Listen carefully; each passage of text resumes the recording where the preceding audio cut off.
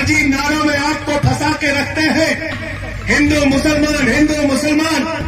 भाजपाइयों के पास आपकी समस्या का कोई समाधान नहीं है। आप रोजगार मांगते हो, कहते हैं हिंदू मुसलमान। आप फसल का दाम मांगते हो, कहते हैं हिंदू मुसलमान। आप अच्छी सड़कें मांगते हो, कहते हैं हिंदू मुसलमान। इनके पास एक ही फॉर्मूला है। नौजवान कहता है नौकरी दे दो, भाजपा कहती है नौजवानों तुमको लाठियों से पिटवाएंगे, जेल में भी डालेंगे, पीठ लाल कर देंगे मार मार के, लेकिन वोट बीजेपी को देना क्योंकि हम मुसलमानों को ठीक कर रहे हैं। गलत तो नहीं कह रहा हूं। किसान भाइयों, तुमको फसल का दाम नहीं देंगे। अन्नदाताओं, कर्ज के बोझ के तले दब के आत्महत्या कर लेना, लेकिन मरने से पहले अपने परिवार को बोल के जाना वोट बीजेपी को देना क्योंकि हम मुसलमानों को माताओं बहनों, भले ही महंगाई से तुम्हारा चूल्हा ना जले, भले ही महंगाई के कारण बर्बाद हो जाना, लेकिन वोट बीजेपी को देना क्योंकि हम मुसलमानों को। व्यापारी भाइयों, मक्खी मारते रहना, भले ही तुम्हारा व्यापार बर्बाद हो जाए, सड़क पर कटोरा लेके घूमना, लेकिन वोट बीजेपी को देना क्योंकि हम मुसलमानों को। देश के लोगों, कोरोना की महामारी में भले ही लाखों की संख्या में मर जाना, नदी के घाट पर भले ही चीखते हुए कुत्ते तुम्हारी लाशों को नोचते रहे, लेकिन वोट बीजेपी को देना क्योंकि हम मुसलमानों को ठीक करते करते इन बेईमानों ने पूरे देश का बंटाधार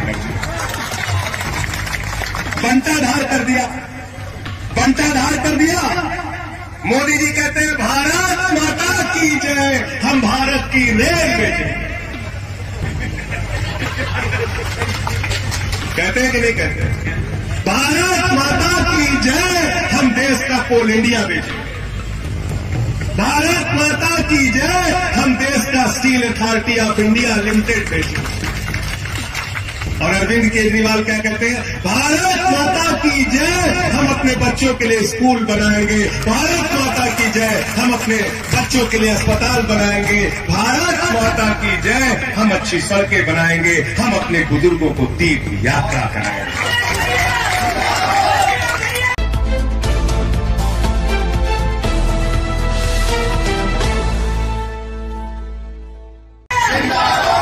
हमने अपने कहानी सुनी है बुजुर्गों से कि बाप दादा की संपत्ति को जो बढ़ाते हैं वो सपूत कहलाते हैं, और बाप दादा की संपत्ति को जो बेचते हैं वो कपूत कहलाते हैं।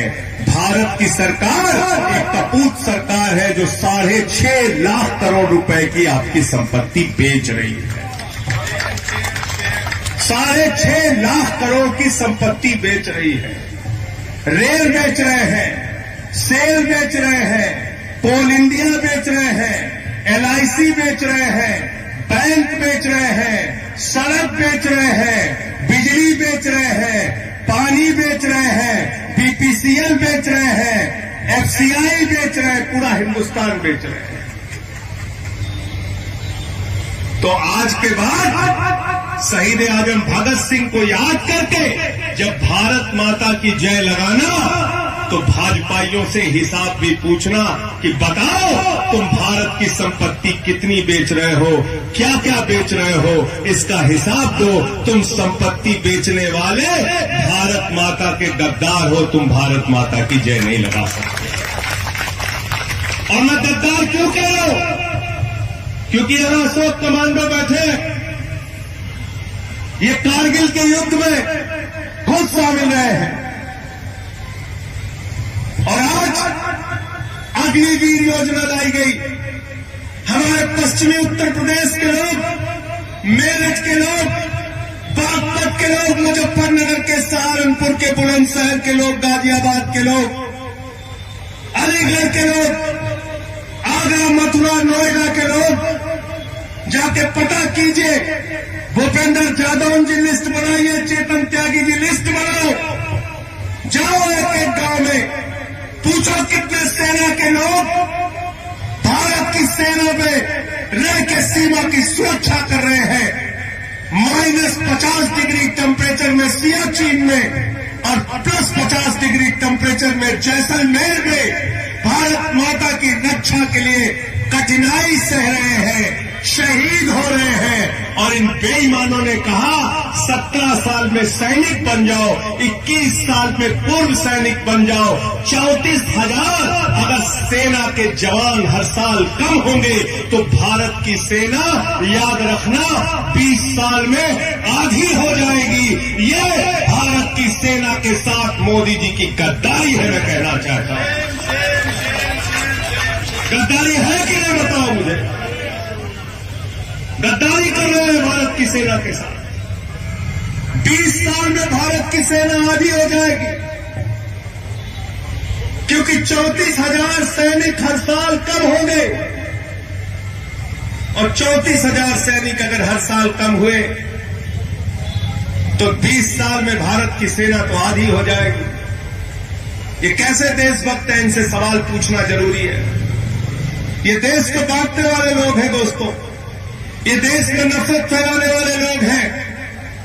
ये भारतवर्ष गंगा जमनी तहजीब का देश है, हम मिली जुली संस्कृति वाले देश है, विविधता में एकता भारत की विशेषता है। यहाँ अलग अलग भाषा, अलग अलग जाति, अलग अलग धर्म के लोग एक साथ मिलकर रहते हैं। ये वो मुल्क है जहाँ बिस्मिल्लाह खान की सहनाई संकट मोचन के मंदिर में गूंजती है। ये वो मुल्क है जहाँ मलिक मोहम्मद जायसी पद्मावत लिखते हैं। ये वो मुल्क है जहाँ रस खान को पढ़कर हम भगवान कृष्ण के बारे में जानते हैं। ये वो मुल्क है जहाँ मोहम्मद रफी गाना गाते हैं, सुख के सब साथी दुख में न कोई, मेरे राम तेरा नाम एक साचा दूजा ना को। यह संस्कृति वाला भारतवर्ष है। और कौन से हिंदू धर्म की बात कर रहे हो तुम? जो हिंदू धर्म हमारा है वो हिंदू धर्म कहता है वसुधैव कुटुंबकम, पूरा विश्व हमारा परिवार है। पूरा विश्व हमारा, पूरा विश्व हमारा परिवार है। तो अगर हम पूरे विश्व को अपना परिवार मानते हैं तो हिंदू भी, मुसलमान भी, सिख भी, ईसाई भी, अगड़ा भी, पिछड़ा भी, दलित भी, सवर्ण भी, सारे लोग हमारे भाई हैं। यह है हिंदू धर्म। हिंदू धर्म की रामचरितमानस की चौपाई क्या कहती है? सब नर करें ही परस्पर प्रीति। सब नर करें, सारे लोग आपस में प्रेम से रहें। हिंदू धर्म की पूजा के समापन के बाद हम क्या कहते हैं? धर्म की जय हो, अधर्म का नाश हो, प्राणियों में सद्भावना हो, विश्व का कल्याण हो, विश्व का कल्याण। कहते नहीं कहते? कहते कि नहीं कहते? सीएम चौहान साहब, तुम्हारे तो नाम के आगे ही सीएम लगा हुआ, उसे करते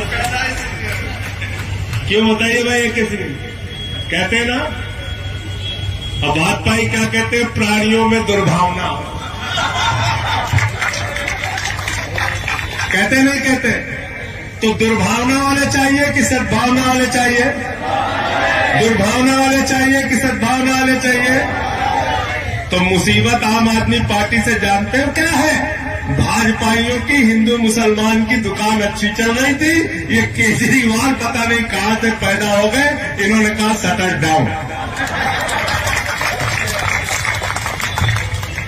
केजरीवाल जी ने कहा शटर डाउन, हिंदू मुसलमान की राजनीति अब नहीं होगी, अब स्कूल अस्पताल की बात करनी पड़ेगी।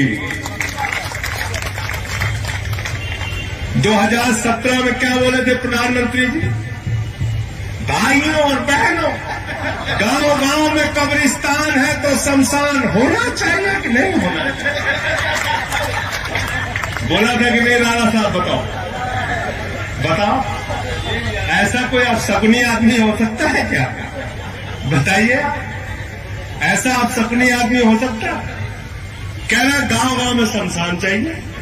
बताइए, अब की मैंने पूछा, कोई भाजपा नहीं बोला। मैंने पूछा भैया शमशान चाहिए? बोले नहीं नहीं, बिल्कुल नहीं चाहिए। बताइए बताइए, इन अपशकुनियों ने, इन अभागे लोगों ने शमशान शमशान शमशान कह के ऐसी हालत में मुल्क को पहुंचा दिया, कोरोना की महामारी में गांव गांव में शमशान बन गया। करोड़ों में शमशान बन गया। इसलिए मैं कहता हूं इनके चक्कर में मत पड़ो। हमको शमशान नहीं चाहिए, हमको अपने बच्चों के लिए अच्छे स्कूल चाहिए, अस्पताल चाहिए, सड़कें चाहिए, बिजली चाहिए, पानी चाहिए। और ये काम कौन कर सकता है? ये काम कौन कर सकता है? केजरीवाल। अरविंद केजरीवाल ने कहा गरीब के घर में रोशनी तो होनी चाहिए, लेकिन उस रोशनी की कोई कीमत नहीं होनी चाहिए। 300 यूनिट बिजली फ्री करने का काम।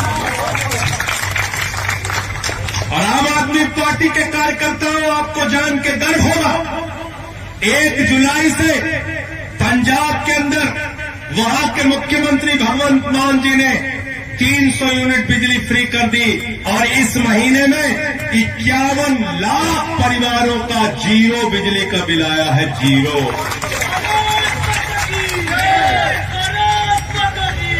दिल्ली और पंजाब में नारे लग रहे हैं कि बिजली का बिल है जीरो और केजरीवाल भगवंत मान है हीरो। ये नारा लग रहा है। बुजुर्गों को तीर्थ यात्रा कराती है केजरीवाल जी की सरकार। पीने का साफ पानी निःशुल्क देती है केजरीवाल जी की सरकार। माताओं बहनों के लिए बस की फ्री यात्रा देती है केजरीवाल जी की सरकार। और फरिश्ते स्कीम लेके आई दिल्ली के अंदर। कहा अगर किसी का एक्सीडेंट हो जाए तो छोड़ के भागना मत, उसको उठाना, अस्पताल पहुंचाने का भी 2000 रुपए सरकार देगी और इलाज में 50 लाख भी खर्च होगा तो सरकार देगी। बताओ हिंदुस्तान में कहां है ऐसी सरकार? इसलिए साथियों और दोस्तों, डरे हुए हैं गुजरात से, क्योंकि गुजरात में भी केजरीवाल जी ने कह दिया जैसे पंजाब में 300 यूनिट बिजली फ्री, ऐसे ही गुजरात में सरकार बनाओ, वहां भी बिजली फ्री कर दी जाए।